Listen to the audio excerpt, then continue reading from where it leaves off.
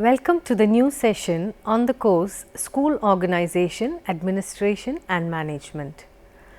In this topic, we will have a discussion on the meaning, features, definitions, characteristics and components of institutional climate. This session also deals with the factors influencing institutional climate, dimensions of organizational climate, techniques to improve climate of an organization, and types of institutional climate.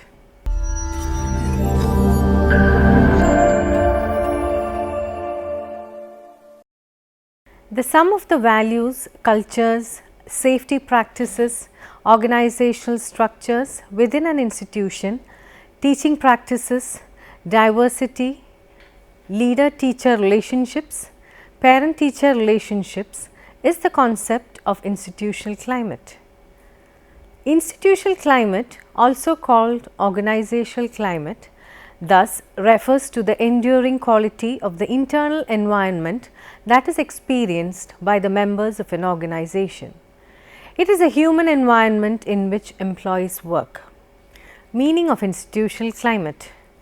The institutional climate or climate of an institution is a basic requirement of an educational institution and is the basis of health of a school.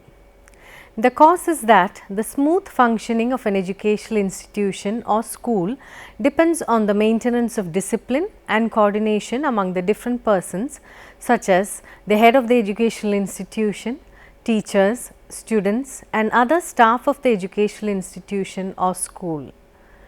The climate is the process while health is its end product, which is also the result of growth and development of an institution. Features of institutional climate. Each organization has its own climate. It consists of a set of characteristics that describe an organization to distinguish it from other organizations. One cannot see it, but can experience it. Organizational climate influences motivation, performance and job satisfaction. Definitions of organizational climate. According to Norris Haynes, institutional climate is the sum total of a dynamic interaction among the psychosocial, academic and physical dimensions of the school environment. According to C.G. Michael, organizational climate is the result of interpersonal behavior, attitudes, perceptions and values of the individuals who are working in the organization. Now, let us see some of the characteristics of institutional climate. First, the general perception. Organizational climate is a general expression of what the organization is. It is the global view which people have about organization's internal environment within which they work. Second, qualitative and unmeasurable concept. Organizational climate is a qualitative concept. One cannot see it, but it can be experienced. Third, unique and distinct identity. Organizational climate gives a distinct identity to the organization. It consists of a set of characteristics that describe an organization to distinguish it from other organizations. Next, relatively enduring quality. Organizational climate represents a relatively enduring quality of the internal environment that is experienced by the organizational members. The next one, multi-dimensional concept. The various dimensions of the organizational climate are individual autonomy, authority structure, leadership style, pattern of communication, degree of conflicts and cooperation. Next, universal. Each organization has its own climate. This climate contributes significantly to its well-functioning. Influential. Organizational climate influences motivation, performance and job satisfaction. We will see some of the components of institutional climate. The institutional climate is the basic requirement of an educational institution and is the basis of health of a school. The smooth functioning of an educational institution depends on the maintenance of discipline and coordination among the different persons such as the head of the institution, teachers, students and other staff of the institution. The climate is a process while health is its end product, which is also the result of growth and development of an institution. We will now see the components one by one. First, maintenance of discipline. Discipline is a mode of life in accordance with certain rules and regulations. It is a sort of self-control reflected in public actions. The modern concept of school discipline stresses self-discipline and social disciplines. It is only through discipline that man can attain power. There are certain principles for maintaining discipline. These principles should be followed for maintaining discipline in the education institution of school. First, the base of discipline should be love, trust and goodwill. Second, discipline should be based on cooperation. Third, the entire climate of the educational institution of school should be made beautiful and coordinating. Next, the children should be imparted knowledge about the importance of discipline. Adequate liberty and facilities should be given to students and teachers for ensuring their duties in the school. For maintaining discipline, punishment should not be used. The guardians should be encouraged for making family life beautiful and comfortable. And various creative activities should be given place in the school program. The second point is the coordination in management. It is a process of putting things together in a harmonious relationship so that they may function effectively. Coordination is required in all fields of administration such as planning, organization, etc. It is also needed in respect of purpose, time and place of the various activities like laying down policies, preparing the budget, selection of staff and development of the curriculum, etc. Coordination depends on the nature of the particular problem, circumstances and availability of resources and the final goal. The administrator should possess a good skill for harmonizing all these diverse relationships. Factors of coordination. Coordination may have these three factors. First, there are different parts and aspects of the program such as the staff, parents, students, curriculum, etc. There are the means of coordination such as the rules, regulations, customs, etc. There are the climate, the environment and the powers of coordination. The administrator for each particular situation has to decide which parts, which methods and what powers he or she is going to use. The stages of coordination. Coordination is required at two stages. First one, in the beginning of the administrative process, coordination is used to prevent the breakdown of an organization. Second, during the process, it is used to remedy the conflicts and maladjustment. It starts with establishing a unity and restores this unity whenever the purpose, the structure and the process is threatened. Hence, it is both a preventive and a curative measure. The third component is growth and development. Education is a process of development. Educational institutions are established for human development. Kothari Commission 1964-66 has stated that the destiny of India is being shaped in her classroom. The schools and classrooms are responsible for social, national and personal development. It is the duty of the principal and teachers to create suitable environment for the growth and development of children. The main focus of school management is to bring desirable behavioral changes among children. The growth and development can be made in these areas. growth and development of children, growth and development of teachers, and growth and development of the school. The smooth functioning of an educational institution depends on the maintenance of discipline and coordination among the administrative, supervisory, teaching and non-teaching personnel. The reason is that the maintenance of discipline and coordination creates the academic climate of an educational institution, which leads to the growth and development of the educational institution. Dimensions of organizational climate. Now, we are going to see some of the important dimensions or components which collectively represent the climate of an organization. First one is dominant orientation.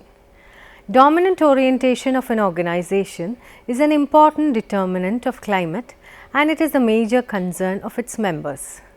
If the dominant orientation is to adhere to the established rules and regulations, the climate is characterized by control. If the orientation is to produce excellence, the climate will be characterized by achievement. Second, interpersonal relationships. The interpersonal relationships in an organization are reflected in the way informal groups are formed and operated. The informal groups may benefit the organization also, but in some cases it may displace the goals of the organization. Third, conflict management. In the organization, there are always intergroup as well as intra-group conflicts.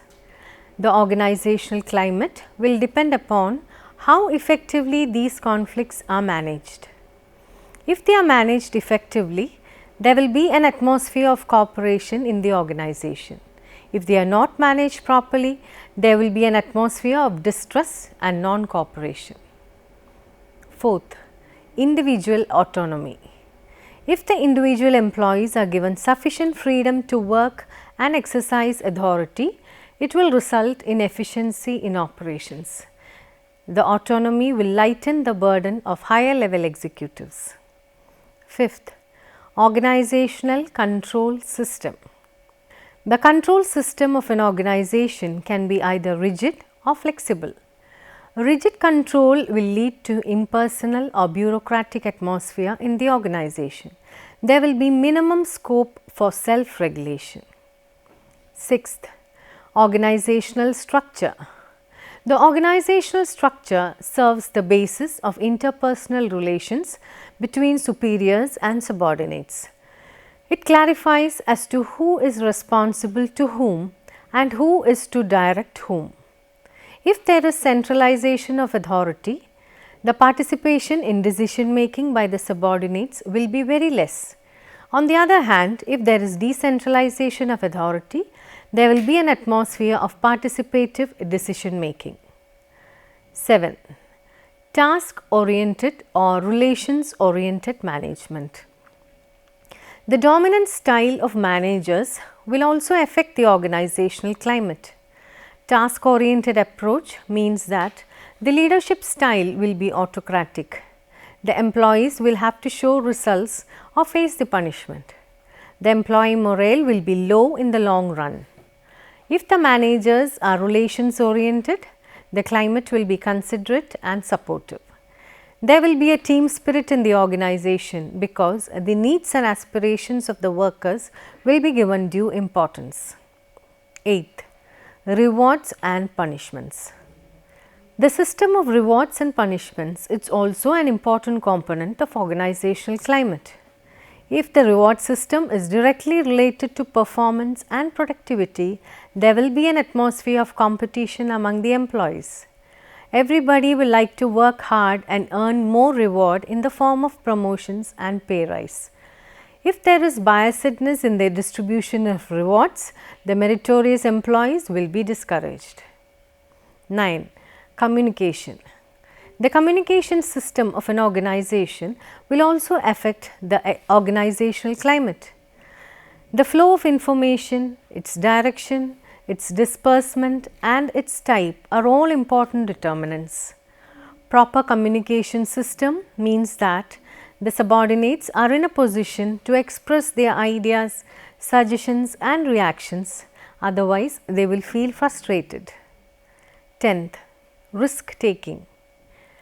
How members respond to risks and whose help is sought in situations involving risks are important in any organization.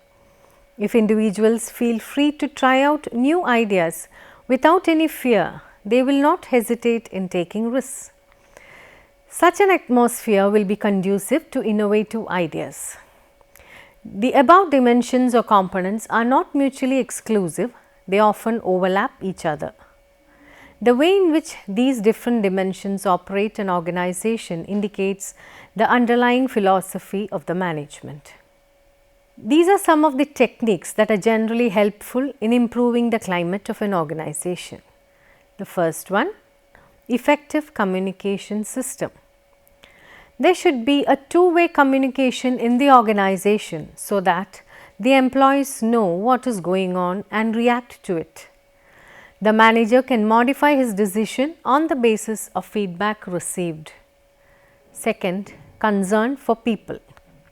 The management should be interested in the human resource development. It should work for the welfare of employees and an improvement in their working conditions.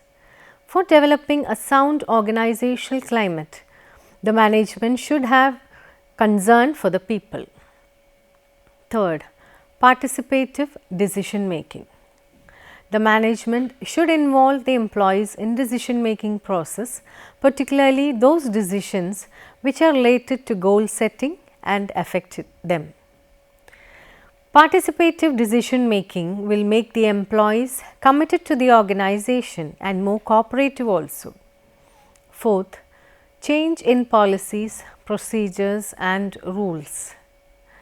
The organizational climate can also be changed by making changes in the policies, procedures and rules. It is a time consuming process, but the changes will also be long lasting if the workers see the changes in policies, procedures and rules as favorable to them. Fifth, technological changes. Generally, the workers and employees resist any innovative changes, but where technological changes improve the working conditions of the employees, the change will be easily accepted. Better climate will be there if the management adopts innovative changes in consultation with the employees. Let us discuss the types of institutional climate. The first one is open climate. It is characterized by teacher relations that are professional, collegial, friendly and committed to the education of students. The principal and management is supportive and professional and does not restrict or direct teachers with orders. An open climate depicts a situation which has relatively more openness. The teachers, principal and the management are intimate and friendly with one another and they work together without complaints or infighting. Second one is closed climate. It represents the opposite to the open climate. It is primarily concerned with the lack of commitment and productivity. There is no commitment particularly on the part of the principal and teachers. The school principal tends to be stern and wielding control. As a result, most of the teachers tend to be frustrated and ineffective. A closed institutional climate is characterized by teacher relations that are disengaged, distant, suspicious and not professional. The school principal is directive, restrictive and not supportive. The third type is autocratic climate. Managers use authority to complete the work. Employees live on the subsistence level and depend upon the boss. In such an environment, employee is inherently distasteful to work and avoid responsibility. In an autocratic climate, the principal or manager acts as a dictator of the members of the group. He or she actuates and forces both the teachers and students. The principal directs and commands the members. Teachers are expected to follow and execute the commands and not ask for any advice. They should be absolutely obedient and loyal to him or her. Better performance is ensured through fear, threats, punishment and occasional rewards. The fourth type of climate is controlled climate. Importance is given to the completion of tasks and little time is devoted to social life. Teachers appear to be entirely devoted to their work and spend full time on fulfilling them. There is little time available for interaction between each other. Students are also heavily engaged with the tasks and are given little time for extracurricular activities. The principal usually keeps distance from the teachers, students and parents in order to avoid any degree of familiarity. So, control climate is characterized by rigid and more complex relationship among the group members, and the employees feel as if they are continuously controlled by the manager. The fifth type is the paternal climate. In this, the school principal is a hard working person, but he falls short of having any effects on the staff. There is a degree of approachability between the leaders and teachers. The school principal is full of life and lively, but his management style tends to lean on the autocratic side. Majority of the teachers, students and parents prefer to keep their cautious distance from the leader. So, this is a climate in which the authority of the management is hardly welcomed and approved by the employees. The sixth type is the familiar climate. It is described as a sort of laissez-faire atmosphere, or let them do it. The principal is much interested in maintaining a social atmosphere that favors the fulfillment of any particular task.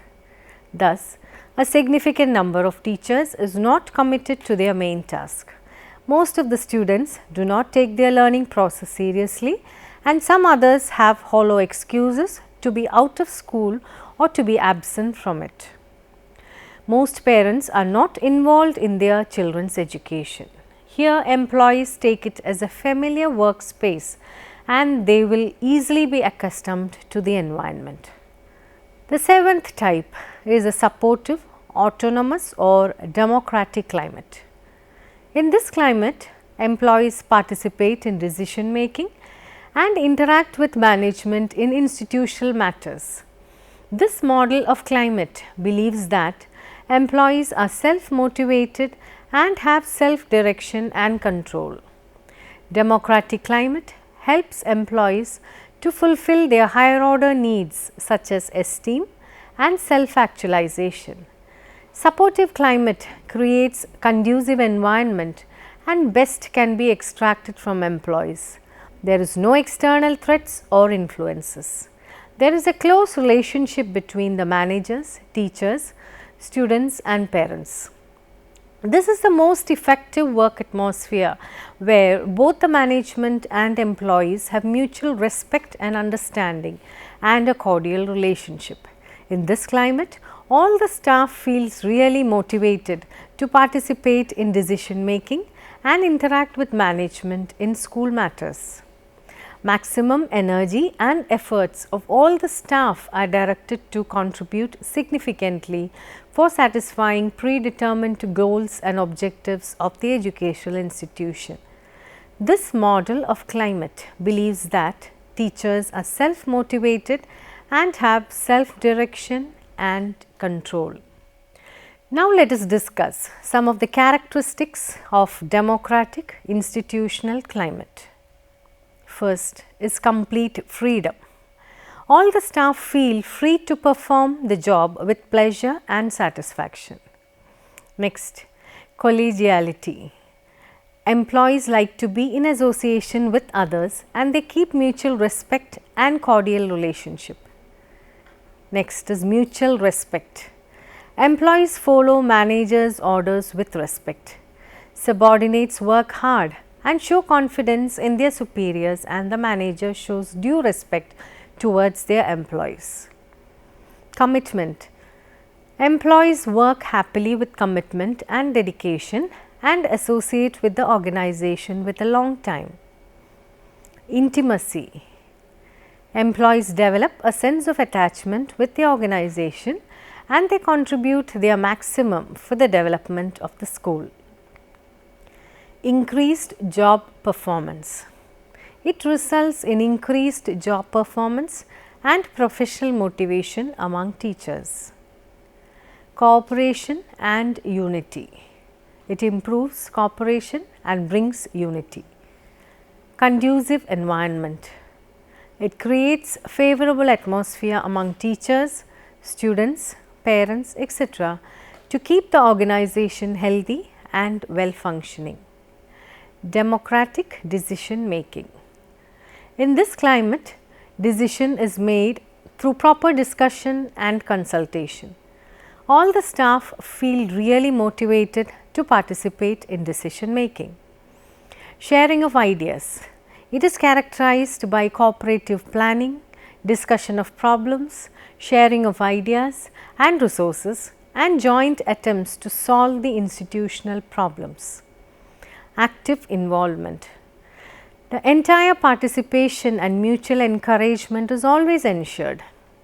Frequent social gathering. There will be frequent social gathering of the staff, students and head of the institution. Diplomacy. The principal is diplomatic and he or she listens to all the staff members and each member will have equal opportunity to share their views and opinion. The last one is delegation of duties. Duties are delegated appropriately among staff members. Thus, in a democratic institutional climate, employees perform the job with pleasure and satisfaction and associate with the organization for a very long time. This keeps the organization healthy. An environment of mutual trust exists. Now, the early childhood care and education has identified 9 theoretical dimensions of organizational climate. The first one is structure.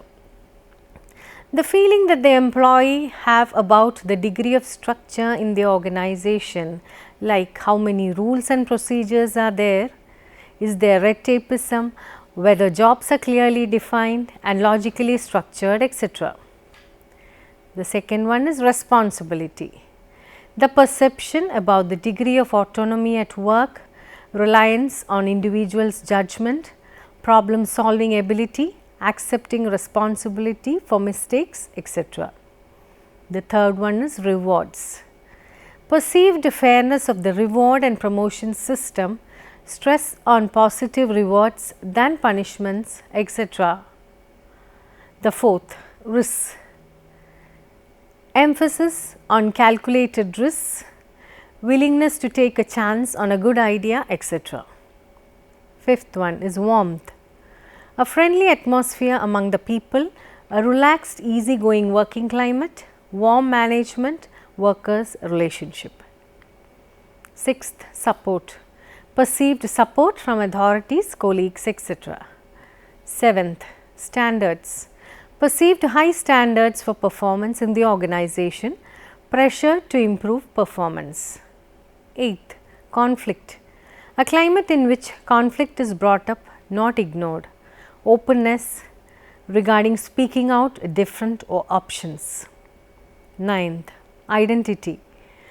People feel proud of belonging to the organization and there is personal loyalty to the organization. We shall now discuss some of the factors influencing institutional climate. Organizational climate or institutional climate is a manifestation of the attitudes of the organizational members towards the organization. Researchers have used the data relating to individual perception of organizational properties in identifying organizational climate. Even in this context, there is a great amount of diversity. Some of the factors affecting institutional climate shall be discussed here. The first is leadership style. There is a positive correlation between a good institutional climate and leadership style. In order to increase organizational performance, managers should make use of leadership styles that have been already proven their positive impact on the working environment. Autocratic leader creates an autocratic climate, whereas a supportive or democratic leader creates a democratic climate. Second is institutional structure and policies. Most research studies show a strong positive correlation between organizational structure and institutional climate. The structure of any organization includes organizational constraints, rules and regulations, laws, principles and directions will have influence on its climate. Organizational policy guides how organizations operate. Third, managerial values. Every organization has its own values. These values are communicated to employees through rules, regulations and policies so that they can adapt themselves and modify their behavior. The values held by managers have a strong influence on organizational climate because values lead to actions and shape decisions. The fourth one is organizational size. There is a strong positive correlation between organizational size and institutional climate. Small organizations are responsive and flexible, and this guarantees them success. It is more difficult for management in large organizations to give the appropriate amount of attention to its subordinates.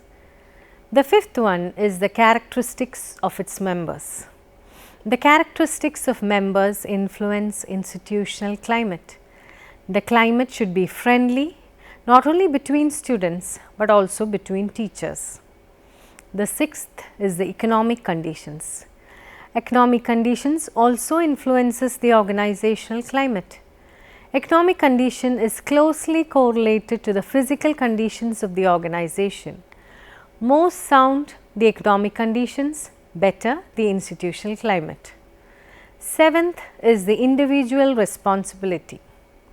The responsibility each member feels in an organization is important in deciding its work culture and climate. Most of the research studies show that characteristics of members influence institutional climate, since the work climate of an institution is the sum of individual responsibility and characteristics. Eighth, rewards and motivation. Feelings related to being confident of adequate and appropriate rewards in any organization contributes to the development of its climate. Ninth, risk and risk taking. Work climate is also influenced by perceptions of the degree of challenge and risk in the work situation. 10th, warmth and support. Feeling of general good fellowship and helpfulness prevailing in the work setting of an institution reflects its work climate, and mutual trust and respect among staff members can be developed through proper support. 11th, tolerance and conflict. Degree of confidence that the climate can tolerate different opinions contribute to its climate, since confidence helps the staff to exhibit maximum efforts. Now, let us summarize this session. Organizational climate of an educational institution is thus the general pattern of behavior, sharing of beliefs and values that members have in common in any organizational setting. In this session on organizational climate, we had a discussion on the meaning, features, definitions, characteristics and components of institutional climate. The later half dealt with factors influencing institutional climate, dimensions of institutional climate, techniques to improve climate of an organization, types of organizational climate and characteristics of a democratic organizational climate. Thank you for watching the session on institutional climate. See you again with a new topic. Goodbye.